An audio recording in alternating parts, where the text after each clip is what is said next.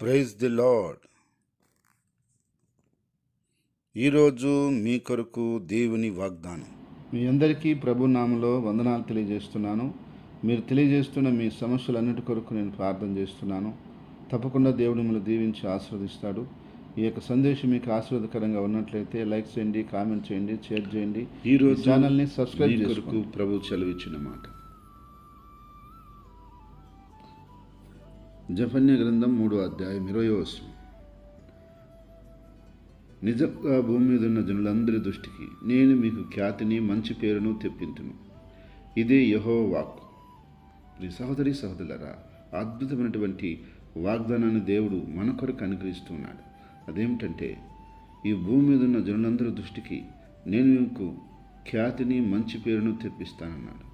ఆ రోజు చెరలో నుంచి ప్రజలను విడిపించిన తర్వాత దేవుడి వారిని నడిపించి వారికి అన్ని విధాలుగా సహాయాలు అందించి ఈ భూమి మీద జనులందరికంటే వారిని ప్రత్యేకంగా చేసి వాళ్ళని ప్రత్యేకంగా ఆశీర్వదించి ప్రత్యేకంగా బలపరిచి వాళ్ళ మీద జనుల దృష్టి ప్రత్యేకంగా ఉన్నట్లుగా వాళ్ళని ప్రత్యేకపరిచి ఆశీర్వదించి, అందువలన దేవుడు తన ప్రజలకి ఒక ప్రత్యేకమైనటువంటి గుర్తింపును ప్రత్యేకతను ఇచ్చాడు.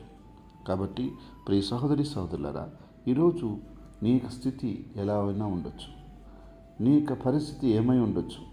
నీ జనుల మధ్యలో, నీ బంధువుల మధ్యలో, నీ స్నేహితుల మధ్యలో నిన్ను గురించి మాట్లాడుకునేవారు ఉండకపోవచ్చు. అసలు నీ పేరు తలంచేవారే ఉండకపోవచ్చు. అసలు నువ్వెవరో కూడా ఎవరికి తెలియకపోయి ఉండొచ్చు. అసలు నీ పేరేమిటో కూడా ఎవరికి అసలు తెలిసి ఉండకపోవచ్చు.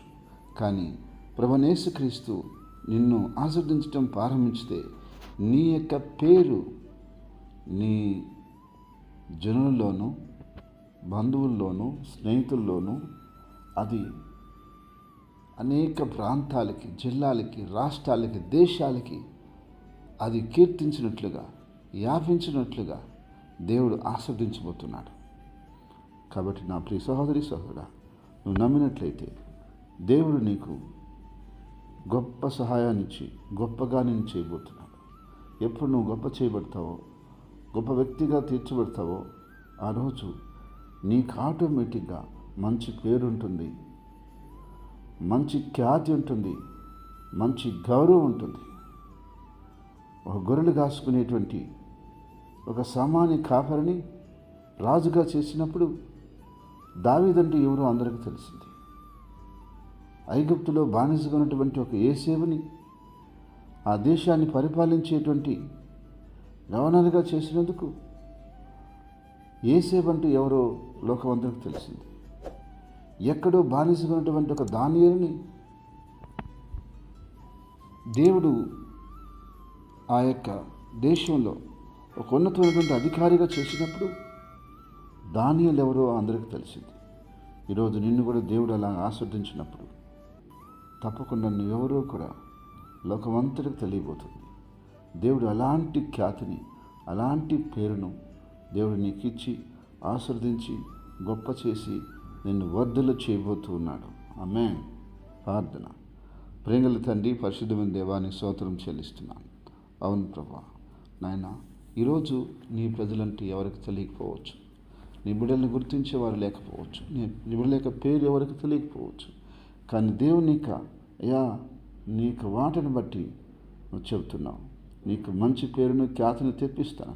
కాబట్టి నీ బిడ్డలను ఆశించి అలాంటి గొప్ప స్థితికి ఆయా బిడ్డలను చేర్చండి, గొప్ప వారిగా మార్చండి, వర్ధల చేయమని, ఈ నామానికి మహిమ తెచ్చుకోమని దేవా, బిడ్డలకున్నటువంటి పరిస్థితులన్నింటినీ నీకు అప్పగిస్తున్నావు.